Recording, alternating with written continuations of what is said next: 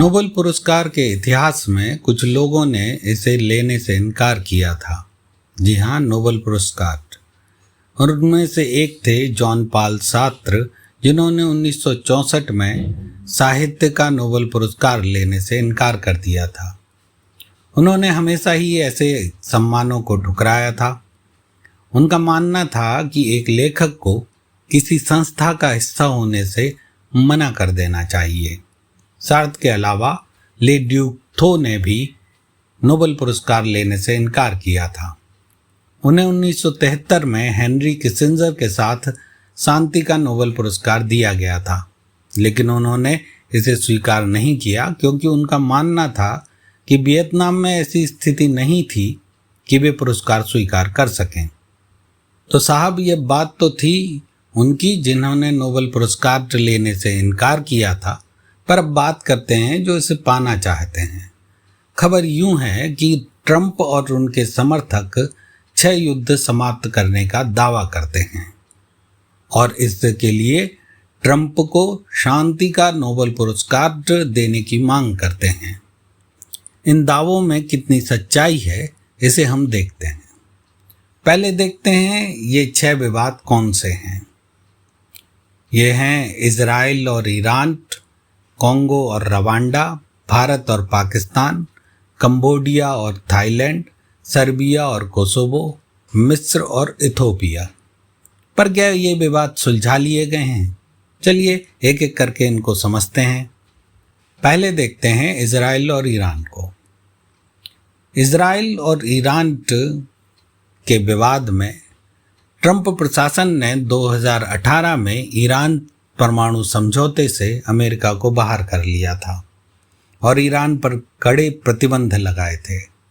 इससे ईरान के साथ तनाव कम होने के बजाय और बढ़ गया था और क्षेत्र में अस्थिरता पैदा हुई। यह स्थिति शांति स्थापित करने के दावे के बिल्कुल विपरीत है। दूसरा विवाद है कॉन्गो और रवांडा के बीच। इन दोनों देशों के बीच लंबे समय से संघर्ष चल रहा है। ट्रंप प्रशासन ने कुछ कूटनीतिक प्रयास किए, लेकिन इन प्रयासों से कोई भी बड़ा या स्थायी शांति समझौता नहीं हुआ। इसे युद्ध समाप्ति कहना पूरी तरह से गलत होगा। वहीं ट्रंप ने कई बार कश्मीर मुद्दे पर भारत और पाकिस्तान के बीच मध्यस्थता की पेशकश की।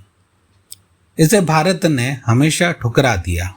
इन दोनों देशों के बीच आज भी तनाव का माहौल बना हुआ है और ट्रंप की पहल से रिश्ते सुधरे हों, ऐसा कोई ठोस प्रमाण नहीं मिलता। कंबोडिया और थाईलैंड, इन दोनों देशों के बीच सीमा विवाद पर तनाव कम हुआ था। हालांकि यह कहना मुश्किल है कि इसमें ट्रंप की सीधी भूमिका थी और इस तनाव को कम करने के पीछे कई क्षेत्रीय और कूटनीतिक कारक भी काम कर रहे थे। वहीं सर्बिया और कोसोवो में 2020 में ट्रंप प्रशासन ने दोनों देशों के बीच एक आर्थिक सामान्यीकरण समझौता कराने का दावा किया था। इस समझौते का फोकस व्यापार और ट्रांसपोर्ट पर था, लेकिन यह उनके बीच राजनीतिक और जातीय विवादों को सुलझाने में विफल रहा। मिस्र और इथोपिया के बीच एक डैम को लेकर विवाद चल रहा है।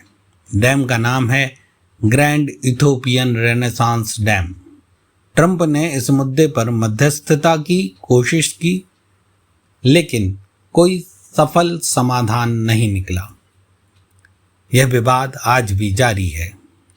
इससे यह स्पष्ट है कि ट्रंप द्वारा किए गए 6 युद्धों को समाप्त करने के दावे वास्तविकता में मेल नहीं खाते हैं।